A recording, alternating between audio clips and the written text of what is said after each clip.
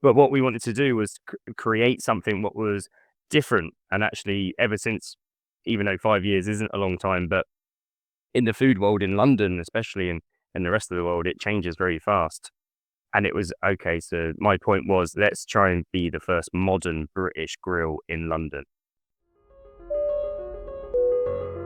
Hello, my name is Renae Leith-Manos. Welcome to this podcast, Where to From Here, featuring conversations about luxury travel and how it's changing in every pocket of the globe.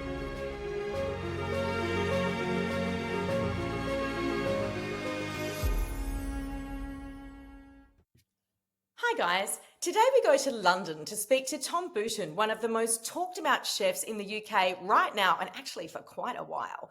He's already achieved more than many chefs do throughout their entire career, and I believe he's now 26 and certainly showing no signs of slowing down. He's speaking to us today from one of the world's greatest luxury hotels, the Dorchester, which is also one of my favourite hotels, in the heart of London. The Grand Hotel underwent a multi-million dollar or pound renovation, and part of the transformation was a complete upgrade of the restaurants and the food. And when the typically very traditional and conservative hotel brand announced that this very young chef would be running the entire kitchen and that the grill restaurant would be named after him, it made headlines and eyebrows rise all over the world. Tom is the youngest chef ever to work in a kitchen at the Dorchester, and I would guess he's the youngest to work at any kitchen for the Dorchester Collection hotels worldwide.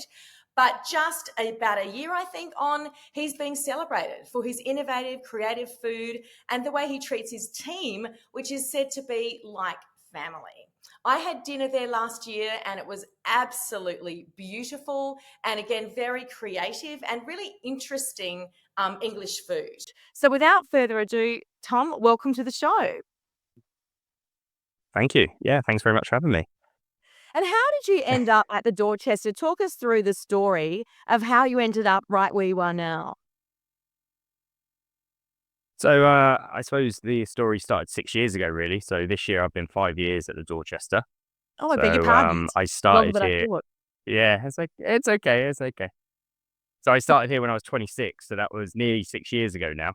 So Right. I started here when. So before this, the story goes, I was head chef of a Michelin-starred restaurant in Mayfair, and basically the hotel manager at the time came to eat, and he wanted to meet the chef, and I popped out and said hello, and that's kind of how the natural story of me and the Dorchester started. So that would have been way over 6 years ago now, actually. So it was about 2018 when these conversations started. And it took about 9 months of back and forth, of conversations, of me running over here in the afternoon in my chef jacket with a jumper on top. And then I started in July 2019. So I started, and then we shut the restaurant for a few months, and we had a bit of a refurb, and we had a bit of a change in the direction of where we wanted to see the grill at the Dorchester go. But yeah, it's been a great 5 years. We were literally 5 years last week. So the 12th Oh, of happy November, we were birthday. 5 years old. So happy birthday. Yeah. So we had a bigger, yeah. Early days, I mean, you were 26 years old. I mean, it's no secret the Dorchester is a very conservative brand. It's a very traditional hotel. It's one of the most famous hotels in the world. So they really did take a risk backing you. What did they say to you about that and about your age? I guess age was never the general manager at the time, the hotel manager at the time, the leadership from the collection. Age was never a mentioned thing inside the organization, inside of where we wanted to be and what we wanted to do. The only time I ever got criticized about my age was just on social media, and that was just shut your eyes and continue. For us, it was about a goal and about relaunching a restaurant that's been here for a long, long time. So it's the oldest room in the hotel. So it's been here for 90 odd years now. And it was about, okay, so what are we going to do to be the new grill in London? And what are you doing? I mean, it is very creative. And I mean, how do you, when you go into something like that, a venue like that with such history and respect, how do you sit down and change things? So it was quite simple, really. I guess at the time when we first started talking, it was, oh, just come in, let's run the grill. And for me, I had a very happy job before. I was head chef of a Michelin-starred restaurant, had 20 chefs underneath me. Way too young to be a head chef of a Michelin-starred restaurant, but it was okay. So if we want to do this together, then how do we do it, and what do we do different to And what so, everyone what else was was the name doing of at that the time? restaurant? And What was the name of that one? so it was Alan Williams at the Westbury. So Right. it's in Yes. the Westbury Hotel, which is no longer there anymore. So just down the road, only Yeah. about a 5-minute walk away from here. But I never came this way. I was always a bit more east of Mayfair. Didn't come west too much. Didn't go to Hyde Park. But what we wanted to do was create something what was different. And actually, ever since, even though 5 years isn't a long time, but in the food world in London, especially in the rest of the world, it changes very fast. And it was okay. So my point was, let's try and be the first modern British grill in London, which What's the actually history? nowadays, I think the history of the British grill was quite back in the 60s, 70s. They were the most successful restaurants in London. They were the busiest restaurants. There were big grand rooms inside big grand dam hotels. They had trolleys and specials every day. The grill here was double the size. It used to do about 200 covers a day. It was the main restaurant of the hotel. It was the kind of the living room of the regulars who came every day, the celebrities, the London high level kind of thing. But over the years, and as food got better in this country, and it continues to do, as the great thing about Great Britain is that we're a very, very diverse country, and we have in London nowadays, we have some of the best. We have the best Michelin-starred Chinese food to the best Michelin-starred Indian food to the best Michelin-starred anywhere in the world kind of food. There's only a very few restaurants where we don't, in the very few restaurants of the world map, what we don't have in London. Yes. So it was about, okay, so let's try and be different here. So we kind of set a new trend, and 5 years later, or a few years later, there was other 5-star luxury hotels that kind of followed suit as well. And I think Right. there's something like 4 modern British grills in 5-star hotels in the center of London, which when we first did it, even though it's only 5 years ago, we didn't have that. So I wish we were, I think we were a bit pioneering in that. That's fantastic. And the menu is very different. There's a lot of things on there that I hadn't seen before. So I interrupted you when I asked earlier, how did you, segue into where you are now in terms of the food that you're creating, the menus that, that's on offer? Yeah, no. So what we did, one of my first things, what I did was, it was kind of like, it's like a quiz show we have here when you ask 100 people what do they think when the word grill is put in front of them. And we asked these people, we sent out emails, to regular customers of the hotel. We sent out questionnaires to people around London, and we said, to you, what is a grill? And it was a Brilliant very idea. mixed response. And that was just how we kind of moved forward about, okay, so to 70% of the people we asked, a grill to them is overcooked veg and a bit of meat or something. So it was about, so Yes. how do we kind of flip that on its head and try and make our own unique and our own identity of what we do? So for me as a chef, I looked at all the old classic dishes. So the lobster thermidors, the steaks, which even 5 years ago, not many people did, like a whole sharing steak. And we looked at Mm. the beef Wellington, which was something I was trained to do when my first job when I was 16, 17. And it was about, how do we take these to the next level, and how do we make them, and how do you make it approachable? The big thing, Yes. the biggest struggle we had was, and it is sometimes my struggle, and we always talk about it here in the hotel, is that you're in a hotel, you're in one of these grand damn luxury hotels, but actually the staff that are inside these places are the most beautiful, down to earth staff you ever meet. Some of the customers we get here are some of the best customers I've ever served. But it's about how are you approachable and accessible to a new audience? How do you get a new audience into the hotel? Because these hotels have been here for 90 to 100 years, and some of Mm. that clientele sadly have passed on. So what's the next? What's my age gap? What's the age gap kind of difference? So we looked at the ages. We looked at kind of who came into the hotel, and it's a big thing we're still doing now as a collection, is looking at the ages and thinking about, okay, so who's the next generation? One And of the who are best stats the we generation And what are you seeing that's changing in the demands of your clientele? What are they asking for that perhaps they weren't asking for 5 years ago when you first opened the restaurant? Well, I think that COVID was a massive thing. COVID Mm. really changed the world, didn't it? It changed me. It changed everyone around me. It changed my outlook on kind of life. And I think we're still seeing it today. It's changed how people are eating, what people want. People don't eat as much. People are more conscious about getting home and going to bed, maybe a bit earlier than we used to. Like you never really used to get. We used to take 9 o'clock tables, 10 o'clock tables at night. Now I think our last tables just sat, and I think they sat about half an hour ago. So that's 8:45. So we're cramming. Our service used to be this big, but now we're cramming it into that more of a 2 hour gap than that 4 hour gap which we used to have. And people are more conscious, and people are more. Doesn't matter what world you live in, but people are more money conscious. They want to make sure there's value for money. They want to make sure they're looked after.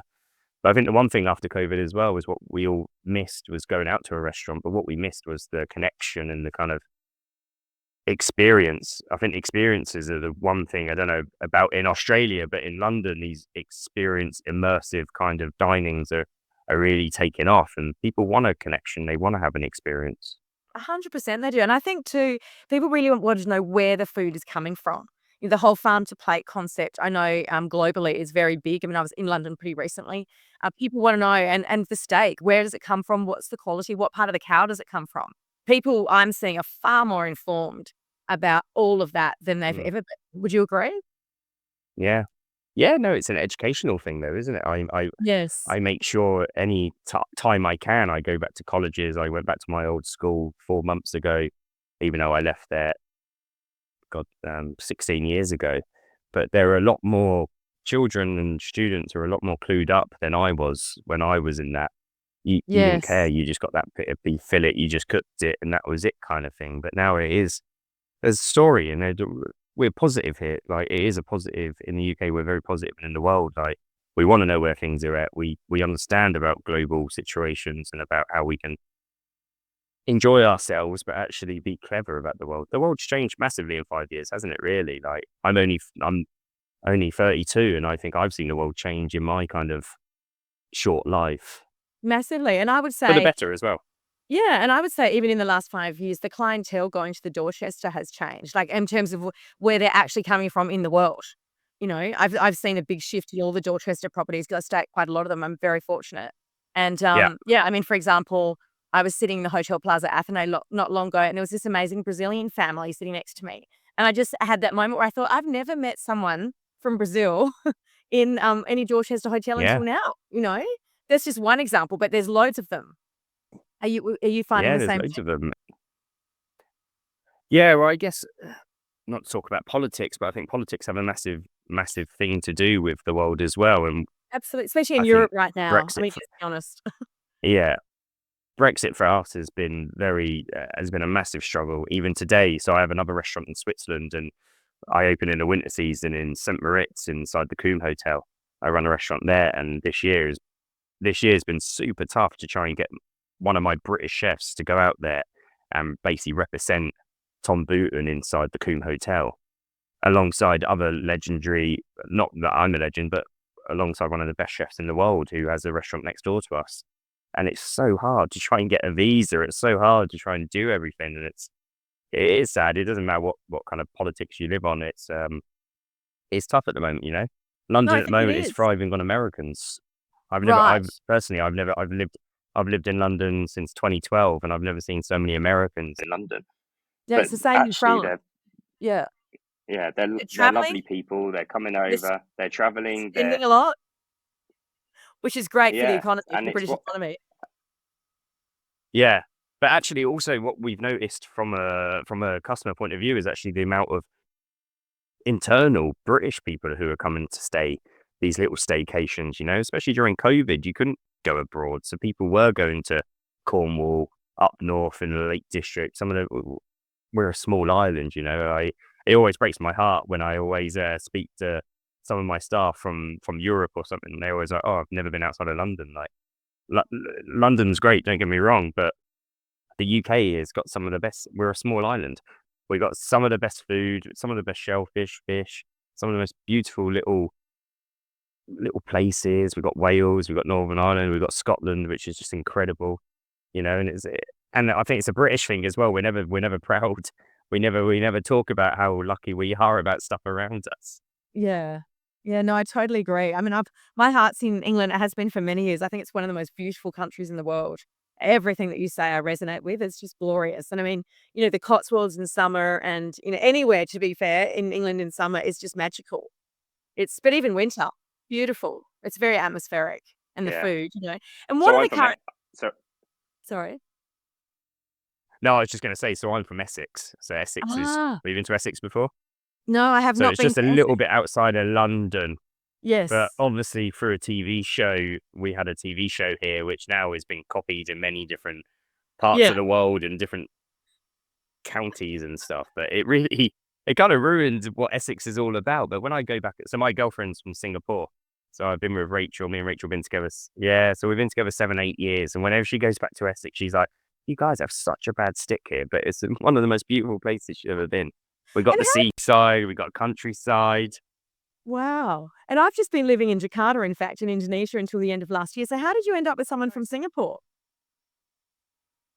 So, well, she's a city girl, but when she was 16, she decided to move to the UK to study and do her masters and never left.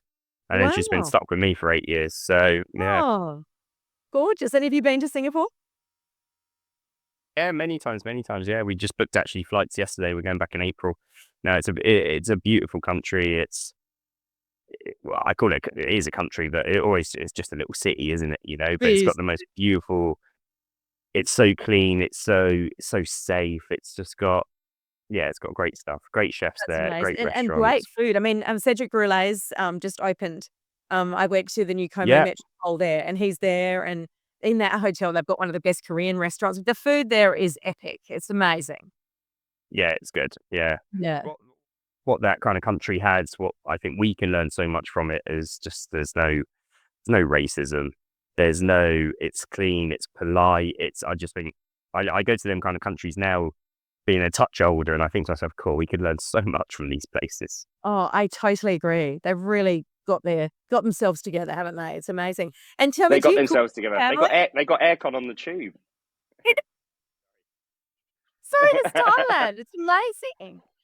See, It's amazing. We've only just opened the Elizabeth line. We only just got aircon. It's a joke. it's hilarious. So do you cook for your family and friends when you're not working, or what do you do in your private life with food? Never really, no. Well, Rachel's a great cook, so she always cooks, and we've got a lovely Malaysian restaurant near us, which my friend runs. So we always go a bit of Malaysian food. Yeah, No. not really. Yeah. Yeah. No, Yeah, I I don't can want to cook. understand. I don't want to cook at home too much. Yeah, fair enough. Only in the summer. I've got a barbecue. We just bought our first property in London last year, so I've got a little barbecue in my concrete jungle. So Oh, well, how Australian of you. yeah, I know. Yeah. No shrimps though. No shrimps. Not yet. Not yet. And tell me, Not what yet. are Not the yet. current what are the current food trends in London right now? What are you seeing coming through at this moment? What's happening there in food? I think simplicity. I think it's something I remember saying 5 years ago. Like we gone through all these different kind of fine dining is still big and will always be big. We went for the foams and the purees and the Yeah. oils and the powders, which is like I was listening to a podcast about Heston Blumenthal the other day. He's an absolute legend. He changed food for the world. Don't get me wrong, but I think since after COVID and stuff, I think people just want simplicity. If you look in Yeah. London at the moment and the places that are really busy, really buzzy, what people are talking about are the most simplest things. And Yeah, it's interesting. and it's what I want as well. If I was going out now, I'd want to go for a nice dinner somewhere, maybe in a nice pub. We've got so many good pubs in London, which is some Rachel's parents always laugh at me about. They always say to me that it doesn't matter if they come in January, summer, autumn, winter. We're all, as a British people, we're always standing outside the pub. If it's snowing, raining, It's doesn't true. matter. It's It's true, true. yeah, it's true. It And a pint's quite weird as well, because not many people. Well, in Australia, you have a Scooby? Schooners. Schooners. Schooners, sorry. Yeah, Yeah. yeah. So what's that, 2/3? I don't know because I don't drink beer. Is that hot? Ah. Talk about wine, and I can't just have a Talk conversation about about beer. wine. What? Who? When I have to buy a friend a beer, I'm like, "What is it?" And then they say, "Is it pale ale?" And I'm like, "Lost." Sorry. Yeah, Aussie women don't drink beer. That's the truth. The women I've worked with definitely do drink beer over here, but maybe it's just the ones who come here. There you go. There you go. And tell me, who are Yeah. your role models? I mean, you are young to be in the job, and you certainly, had a very young start to your career. Did you have mentors, back then? And how do you, shape yourself? Uh, yeah, working with Alan Williams, and I worked with him in 2012 when I first moved to London. And then he asked me to come back as head chef in whatever year it was. I can't remember, 2017. Yeah, he's a great mentor. For me, you have to learn everything from people, the good and the bad. I always say to my team that the bad things are the things you need to learn. You need to look at someone and be like, okay, why are you behaving like that? Why have we done that in that procedure? Question everything, look at everything. And the world is so much more better now. Like social media, all chefs talk to each other. Just now before we were live, I was talking to a Michelin-starred chef up in Yorkshire, and we're just having a quick chat. It's a lot more. It's very open. It's a great community, and it is a great industry for people to get into. Not It's just chefing as well. fantastic. Front of house is more important. Front of house is more important. That's my big thing. I always say. Front of house is more important than the food, than behind the scenes. Yeah, definitely. Yeah, Really? yeah. No, I agree. I always say front of house is more important than chefs. Wow. Well, you've certainly got a beautiful front of house I at the have. Dorchester now. No, we do, but that's what makes the Dorchester different. Is we have, as our staff make connections with guests and they remember their names, and we don't wear name tags. We don't do stuff like other hotel chains do. It's all about making a connection, people remembering people's names, and when you read the feedbacks and when you read what people remember about staff inside the kind of what luxury is in a weird way. That's kind of these I special little agree. moments. Yeah, I agree. It's that human connection. Yeah. The thing is, chefs, not all chefs, and I always try and make sure we don't have egos in the kitchen, but I always say to my chefs, you can go for the worst meal in your life food wise, but if you've got an amazing front of house, you'll most Yes. probably return. But if you go for the best food you've ever had in your life and you have a really, really rude front of house, you'd never go back. You're 100% right. Sydney went through an era where rude service was the trend. It was shocking. What's that? The diners, what's it called? The Karen Um, diners. the what, sorry? What are they called? The Karen diners. No, we have them here as well. No, the Karens, yes, there was that. But even Yeah, before yeah, that, there was yeah. this whole thing where there was this a restaurant owner, and he was pulled up, front of house person, and the journalist was saying it's unacceptable, to be rude to people. And he said, "Look how many people are queuing up. They don't care. We don't have to be nice to people." It's like, wow. That's over. As you said, Yeah. re-COVID, things have shifted, but you know, Yeah, things have shifted. Well, yeah. hospitality is How? quite simple for me. Yeah. Yeah. Hospitality is just putting a smile on people's faces. That's all it Yes. is. Yes. And how do you remember them? I mean, you're saying remembering names is important. I'm sure remembering what people eat if they're very regular. Do you have a strategy? Do you write things down? Do you have files on people? How does it work? Yeah, no, we have an amazing bit of data here where we talk to all the hotels internationally, and we kind of leave each other notes in a weird kind of way. So if you're left-handed, you come in. If you like white sugar in your coffee, if you're blah blah blah, whatever it is, all these small little details. That again, that's luxury, isn't it? Luxury is about having something which you didn't know you needed. Yes. So you have a database, so you can just click in if I come in and that I like French champagne. Yeah, well, yeah, completely, completely. You don't want to read my database on me, it's terrible, but Mine would say hits the gym before it opens. Irritating. yeah, you wake up way too early. I'm one of those people. I'm one of those people. That's why it's really good. It's nighttime for you right now. Yeah. It's early morning for me. This works for me. I've already gone to the Really? gym and Well, done a I'm going run. home. Oh, have you? Crikey, I'm going home to bed after this. I feel love. And tell me, I wanted to ask you, can you share your top 5 favorite places to eat in London? We would love some insights. In London or the UK or just London? Wherever you like. UK? Yeah. Hmm. Cool. Yeah, well, like I said earlier, the UK is amazing now. You can So this weekend, actually, I'm lucky enough to go up to Lake Windermere. There's some Mm. beautiful hotels up there, and I'm eating in two of my mates' restaurants. So it's Scoff by Tom Barnes, which is in Manchester, and then I'm Mm. eating at Ollie Bridgewater, which is a restaurant called Sauce inside the Dimpin Hotel. So that's if I'm going north. If I'm going very north, then you go to Edinburgh, Glasgow. You've got Tom Kitchen up there. You've got some little charter room. You've got some amazing restaurants. I was just naming loads of restaurants. Sorry. Yes, But if that's I'm good. going back my way, yeah, if I go back my way, kind of Essex, Suffolk. My mate Dave runs the Unruly Pig, which is one Mm. of the best gastro pub in the UK. I think 4 years on the trot. I don't know how he, I don't know how much he keeps paying Estrella and the top 50 gastro pubs, but they're obviously doing something good. Yeah, absolutely. Absolutely. And do you eat much in London or not? Because you're working such long hours, you get out when you have a break. I do, yeah. I love. There's so many great restaurants here. I've got up the road here. If I see Rachel after work, we might go to Hoppers, which is my mate Karen runs. So it's like a Sri Lankan kind of free and easy restaurants. And in Mayfair, we've got some of the best restaurants Oh, around. incredible restaurants. Yeah. Yeah. Well, you can have anything. You can have anything you want. Doesn't matter how much you want to spend. You can spend £20 to £30 per head, or you can spend a lot more. It all depends Yes. what kind of mood you're in. And Yeah, no, 100%. And what would you say has been your biggest achievement so far? I mean, you've achieved a lot for your age. uh, uh, keeping my team. I have a big role. I've got 16 chefs. My head chef Freddie's been with me for 9 years. My sous chef Jack's been with me for 5-6 years. So I've got 16 chefs here.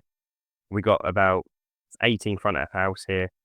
So that's a job in itself, just managing everyone, making sure everyone's okay. And then in St. Moritz, I've got 6 chefs and about 8 front of house as well. But we're busy, and then we work on other things as well.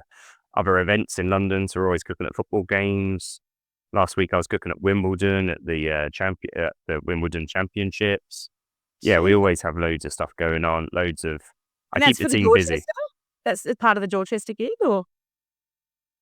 No, well, it's all one big happy family. So yeah, my Swiss hotel isn't a part of the Dorchester collection, but as a hotel, that we're very supportive of working together, and yeah, That's it's about working together and making a great community. Hospitality is a community. Yeah, 100%. Isn't that wonderful? And tell me, is winning a Michelin star, is that the dream of every chef now? Uh, some chefs will say yes, some chefs will say no. For me personally, yeah, 5 years, 4 years ago it was. But Yes. since COVID, it really changed the way I think about it. Sadly, it is tough times. We have high costs. Food is costing a lot of Yeah. money. Farmers are really struggling. Even today, there was loads of farmers outside of Big Ben and Westminster because sadly all of their money has gone up by about 20%.